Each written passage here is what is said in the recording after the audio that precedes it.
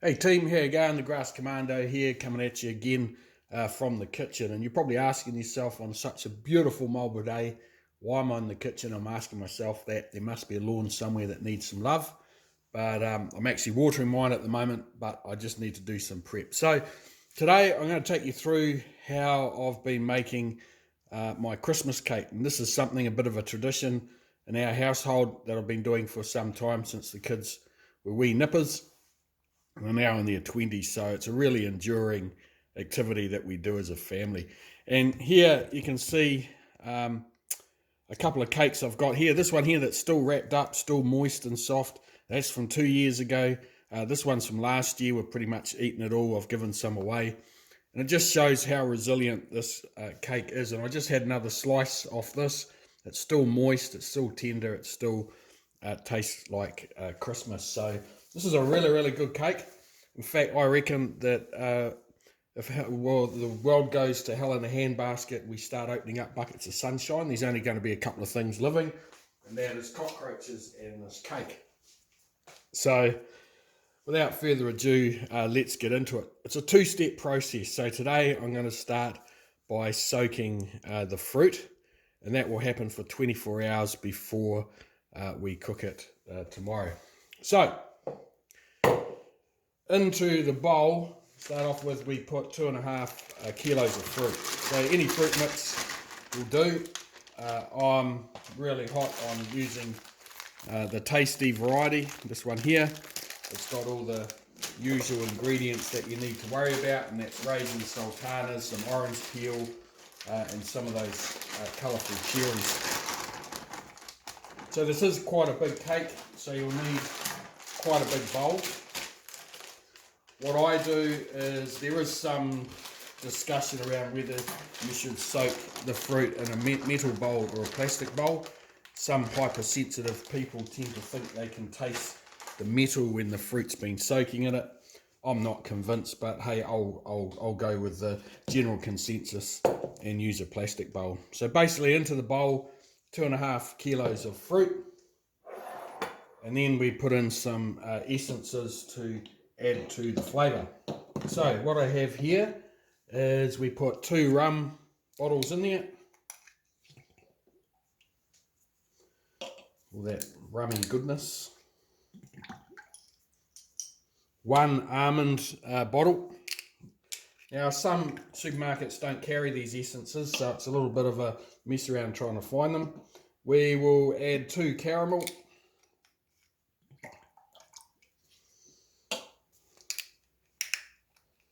It's not a cheap cake, by the way, but hey, it's Christmas. Grass Commando loves Christmas, so let's push the boat out a little bit. And a couple of brandy. You can see where this is going, right? A couple of brandy. Come on, you mongrel. Excellent. Right. And now the proper brandy. And I just went down the road to the bottle store. Doesn't matter which brandy you get, as long as it's from France. They say make it up to 1 cup with brandy. Hell, that ain't going to happen. We're going to give it a nice, generous outing. Because let's face it, it is Christmas. To that, we will add a couple of dessert spoons of golden syrup. I hate dealing with golden syrup. It's just a pain in the backside. Trying to get it off the spoon. Who knows, that's probably two spoonfuls, near enough. Let's not shag around. Maybe a little bit more of that bad boy, eh? We'll add to the depth of flavour. Here we go, get that in you. That's all good. Now here's an interesting one, team. We're going to put in some glycerin or glycerol. You may wonder why. This is quite a unique substance. You can use it for all sorts of stuff, softening your skin, removing nail polish, the list goes on. It smells pretty benign. Really important that you get the food grade one. The ones that you get from the chemists a lot of the time have external use only ingredients in there. So add a couple of dessert spoons of this. And what this does is, this stops the cake from drying out, believe it or not. It's got some magic in the bottle that add to it, which stops it from drying. It's used quite extensively for those that spend a lot of time in the kitchen. It's used quite extensively in cooking for icings and things like that. So now we've got this mixing up.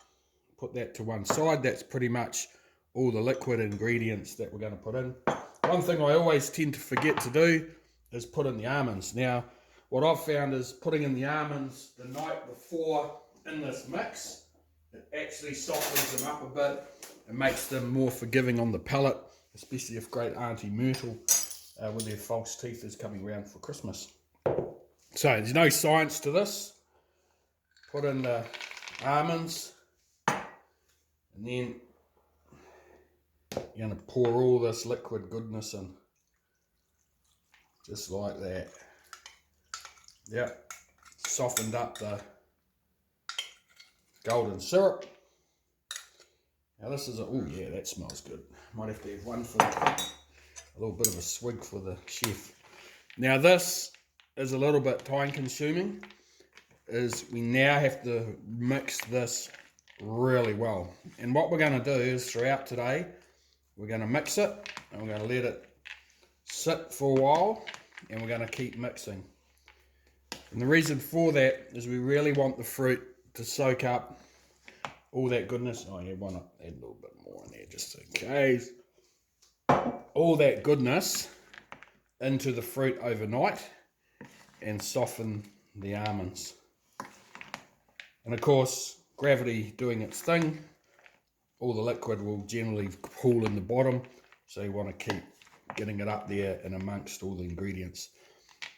And all I'm going to do now is I'll take the spoon out, I'll cover it in some Glad wrap and put it in the pantry throughout today and overnight, and then we'll pick up tomorrow what we're going to do. But there's a good start, team. Get amongst it.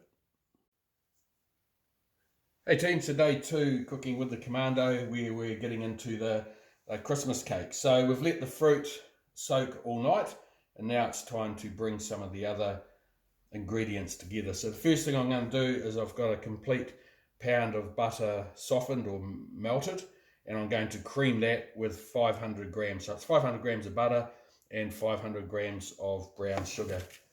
And all we have to do is make sure that that's well creamed. You don't need to watch this, it's very loud.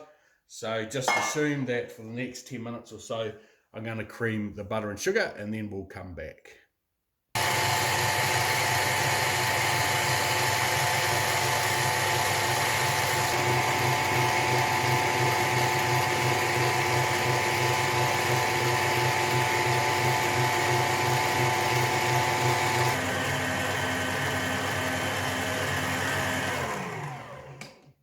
Alright, so now you can see that it's had some time mixing together.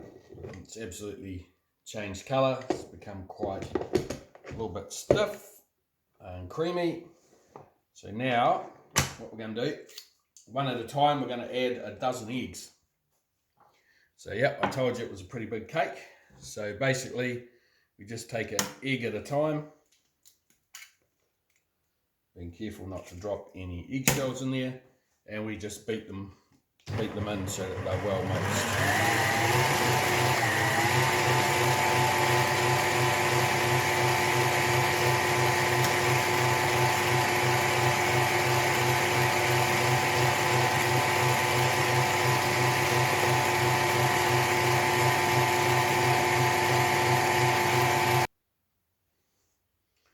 So here we can see we've now added the 12 eggs. And there's a danger here of over mixing it, and I've done that in the past, and it separates out. Well, that's why I think it separates out. So I was just reading that you can't, or you shouldn't over mix it. So I'm quite happy with how that's come out. I'll probably give it a stir rather than the full-on noise with the mixer. So that's pretty much the liquid side sorted out. So what we have here is the flour and the spices. basically we have 4 cups of flour, 2 teaspoons of baking powder, we've got a teaspoon of nutmeg, 1 of ginger, 2 of cinnamon, and 2 of mixed spice. And basically now we're going to bring all the ingredients together. So here's the fruit that's finished soaking from last night. As you can see, there's quite a bit of it. We've got the flour mix, the dry ingredients, we've got the fruit, and we have the eggs and the butter. And what we're going to do is alternatively in a big pot, and at this point I will use a stainless steel pot, but because it's only temporary, it won't have any effect on the flavour of the cake. So just a matter of bringing these 3 together and then putting them into a tin. And this is where we have a bit of a tradition in our household, is I'm just going to pause it here, and very soon the children are going to come around and we're each going to have a go at stirring it in. And it's just a little bit of a tradition we have, that everyone who's local in the family puts some input into the Christmas cake. I don't know, it's just something that feeds our soul. So I'll just take a bit of a pause here before we get on to the mixing stage. So we're back in the Commando kitchen, and I do have a bit of an audience because most of the family are here ready to do their bit of the stirring, but I just thought I'd show you the first bit on how I go about it. So as you can see here, we've got the egg and butter and sugar, the dry ingredients and the fruit. And it's just a matter of doing it in a stepped approach. So in goes some fruit. And you can be quite generous at this point. Sprinkle in a bit of the dry products, because what you want to do is make sure you don't get it too dry too early, because otherwise you'll end up with dry spots in your cake. And you will see that it has separated out a bit. That's pretty normal. It all seems to come together when it comes with the other ingredients. So it's just a matter now of really mixing it, and as you can see there, hopefully gets rid of a lot of the dry spots in the cake. So now it's just a little bit rinse and repeat.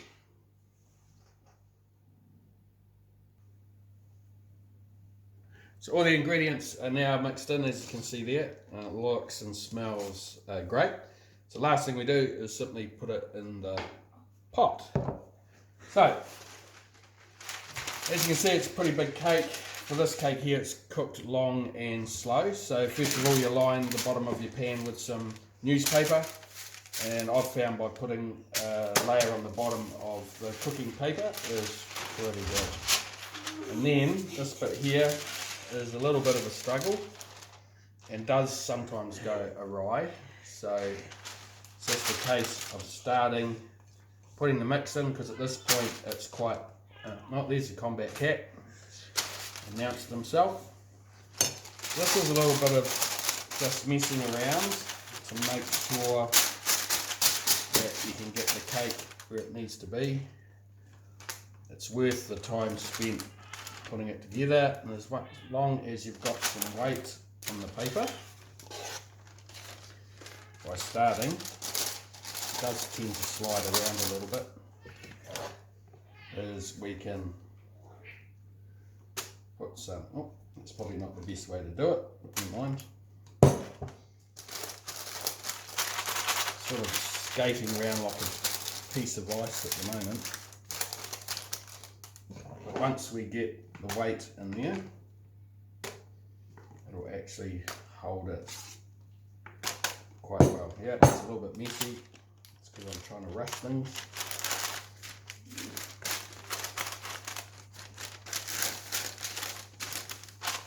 Once you start getting a layer in there, you can force it into the corners. So again, just putting it in there. As you can see, it's a pretty massive cake. And that's why we've still got some left from a couple of years ago. There's only so much cake you can eat.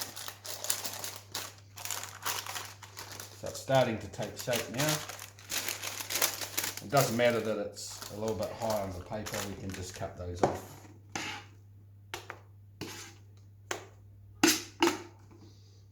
Still got quite a bit in here.